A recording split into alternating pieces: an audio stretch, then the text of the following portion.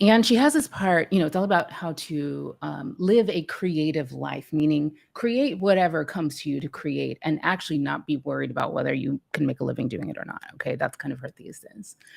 So she has this part about how, as a writer or a creator, you have to keep going. You have to keep at it.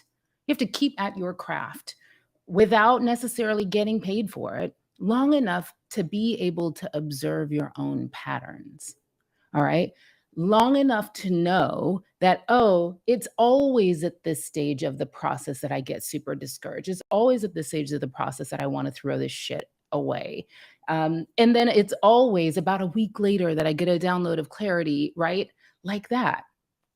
So it turns out that this exact insight that you have to keep at it long enough to see your own patterns applies to business too. Now, I'm a writer, and yes, writing is one of my crafts. I see life, my children's life, as another one of my arts. But for first and foremost, I see my business as my art. All right. And especially if you identify as someone who is building an empire of the soul, that's what I call a highly aligned to your true self and highly profitable business.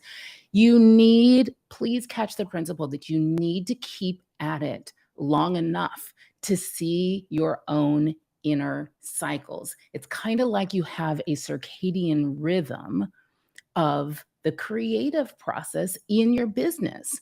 Now, I'm in a really privileged position because I work with so many entrepreneurs, so many ambitious and spiritual people that I can spot the patterns. I can spot some patterns in creation across entrepreneurs. All right. And some of them are very seasonal. Like this week, last week, the first week of May, every year for the last at least 5 years, I start getting emails, calls, WhatsApp voice memos from clients. Everyone feels a little adrift. Everyone is having a bit of a meltdown moment. People are often like, it's the retrograde, it's the eclipse. But everyone, every year, this week is like, I'm questioning what I'm doing and what I'm building and why I'm doing it and whether I should even be in business, right? I feel really privileged to be at a place where I've seen that for so many years, having been in business for over 20 years and also worked with so many businesses in the transformation industry. I am like so deeply committed and unemployable. I'm committed to my own entrepreneurship that I'm like, oh, okay, I can just surf the wave of those emotions when they come up without necessarily feeling a need to like do anything with them. Except, I think they do give you some energy and information about what might need clarifying, about what you might need to metabolize that's happened already this year. But I see it all the time. People hit the ground running, and then by the first week of May, they hit the ground running in January. And by the first week of May, they're like, what the actual hell am I doing? Some of these patterns can be type specific. I'm talking about your human design type. So we know that the generator types, both generators and manifesting generators, learn and create and get to mastery through a stair-step learning process, right? Where they have what feels to them like a long plateau. It's not really, it's them building energy. And then they have these surges in mastery. But it's very common for manifesting generators to question whether they should totally quit their business just before the breakthrough is coming. So I had that happen about a month ago. I'm personally a projector, but I coach a lot of generators and man-gens. About a month ago, I had this 1 week where I had 4 different coaching calls with manifesting generators, all of whom were like, should I be doing this? Is it time to give up? You know what I mean? So what do you do with this information? A bunch of things. One is you learn to surf the waves of that emotion without giving in to the urge to retreat on the brink of your breakthroughs. Let's get rid of that self-sabotage pattern, okay? 2 is you learn that all these contractions precede your expansion. It's just universal law, all right? So the breakthrough is coming. 3, you can learn to stop judging yourself. Stop judging your process. Stop rushing your process.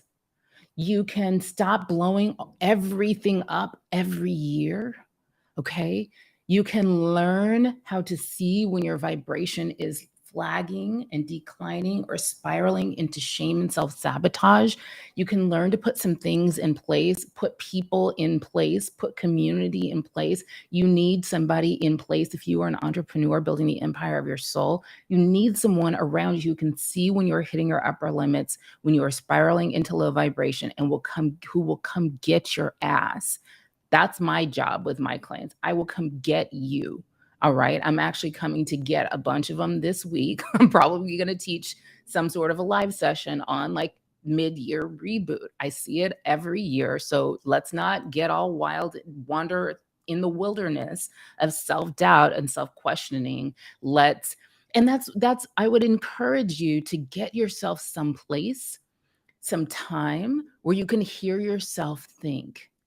Get out, do what I'm always telling you to do. Take a sacred pause, stop reacting to the incoming demands and to your internal conflicts. Stop reacting, okay? And like give yourself a minute to think, press reset, metabolize where you've been this year, windshield wipe the low vibration, and get a clear new plan for the rest of the year. I had my best year in business ever last year. And it all began with a workshop that I attended on May 8th. I was invited to a thing. I got an invitation at that thing. These are important for projectors in the human design system. And it turned into me creating what I now teach other entrepreneurs how to create a signature marketing asset for my business that caused us to have the best to 4x our revenue in a year. All right. So know that you're not, if you're starting to be like, oh my gosh, the year is a third gone, whatever, I'm feeling like I'm two, or it's almost a third. No, I guess we're a third in. If you're feeling like you're too late to have your best year you ever, you are not. I assure you of that. So look for more from me this week on that, and just like learn to surf the wave of this. Don't give up. You're on the brink of your breakthrough. Keep at it long enough to see your own patterns. All right. I love you, and I'll see you soon.